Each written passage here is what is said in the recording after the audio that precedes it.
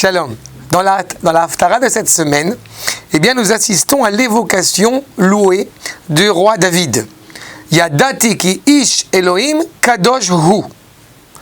Over alenu tamid. Cet homme, qui est un homme animé par le souffle divin, a l'expression de sainteté. Alors, on peut s'interroger, et nos Chachamim, dans le traité de Berachot, vont s'interroger, quels ont été les paramètres, quels ont été les moyens qui ont permis à cette femme de voir en David un homme animé par la sainteté.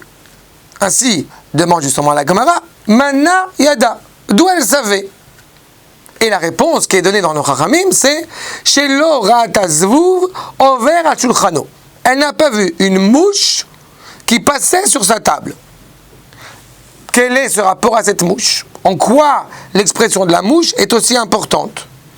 Eh bien, nos maîtres, et notamment Baal HaTurim, va rappeler que, justement, l'évocation d'Amalek est intimement reliée à cette mauvaise inclinaison, à ce mauvais penchant, et qui est considéré comme, justement, les pérégrinations de la mouche dans la Gemara.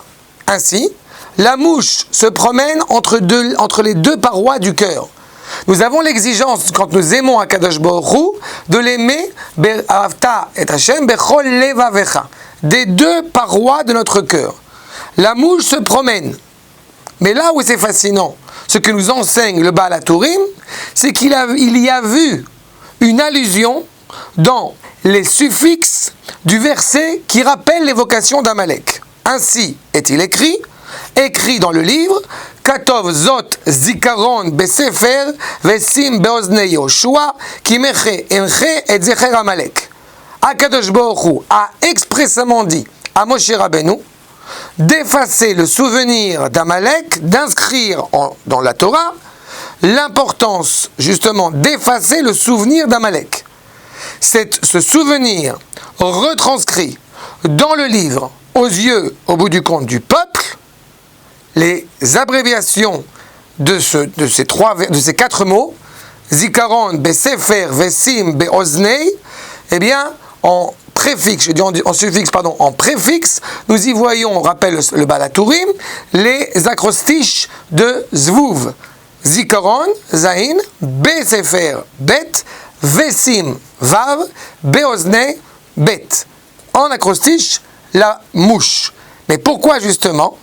Eh bien, ce rapport contradictoire au cheminement du tzaddik est rattaché à la mouche.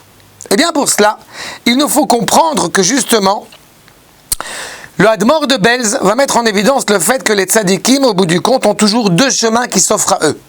Un premier, qui est au bout du compte de mener la guerre contre Amalek, ou de mener la guerre contre le mauvais penchant, et d'empêcher au bout du compte que ce contrôle soit inscrit, encore une fois, dans le Ham Israël. Cela doit être déjà préconisé, déjà prévu dans la Torah. Zikaron Basefer, rappelle-toi dans le livre, rappelle-toi dans la Torah le combat que tu dois mener, au bout du compte, eh bien, contre ce mauvais penchant, contre la Torah. Cela doit être inscrit, doit être gravé dans la Torah.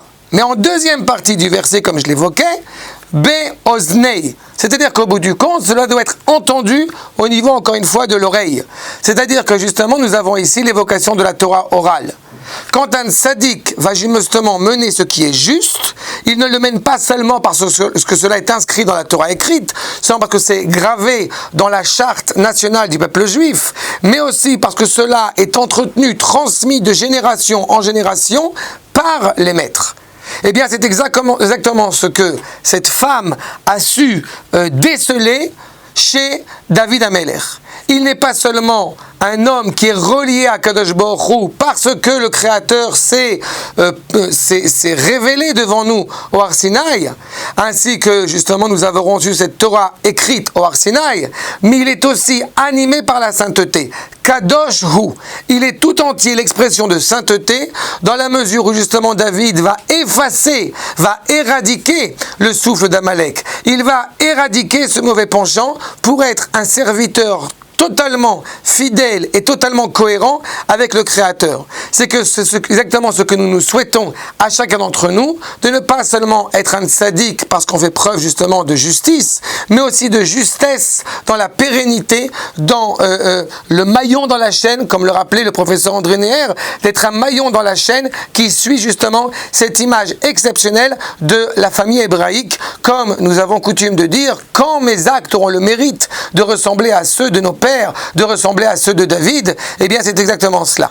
Être un homme animé par le souffle divin qui se transmet, qui s'exprime justement en sainteté. Voilà ce que cette femme a vu, voilà ce qui nous diffère totalement de la mouche qui au bout du compte n'a pas d'attache, mais nous avons cette attache à notre Torah d'expression de sainteté, cette attache à notre peuple et par là même cette attache à notre terre.